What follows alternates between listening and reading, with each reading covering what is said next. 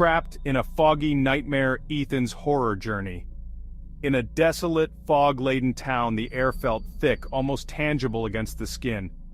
Ethan moved through the empty streets, each step feeling like it might be his last.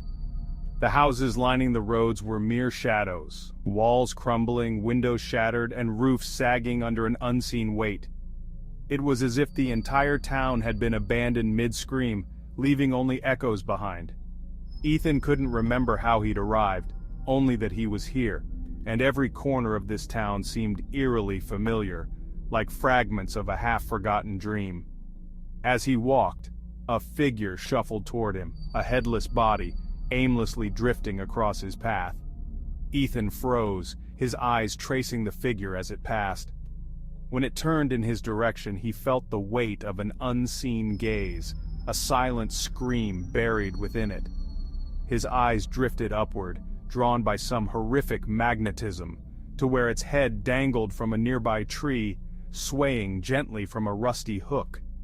He kept moving, every step heavier than the last. The fog thickened, urging him to turn back, yet something deeper, some primal curiosity, pushed him forward. He entered a narrow street, witnessing a twisted scene. A mother, her arms missing, tending to a fire where a small figure, a baby perhaps her own, lay searing in a makeshift pot.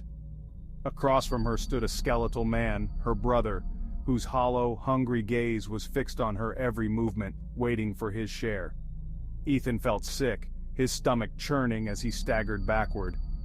But before he could escape, they turned their gazes toward him, their eyes black pits as though seeing straight through to his soul.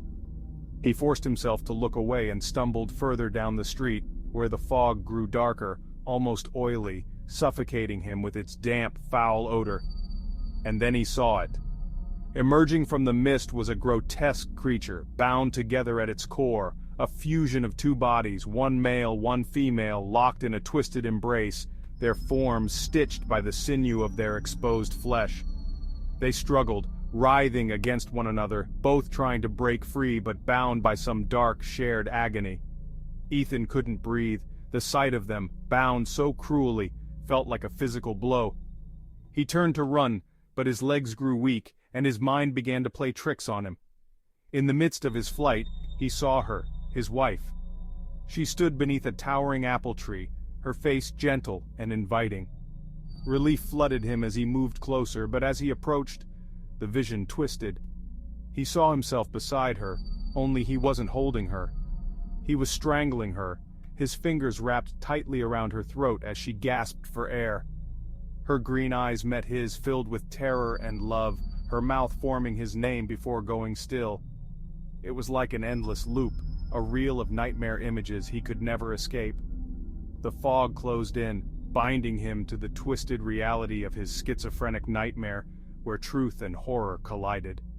He looked back at his wife's body, hanging limply from the tree, her face frozen in that last look, while all around, the monstrous figures crept closer, drawn to him like moths to a flame. In the silence, he knew he was trapped.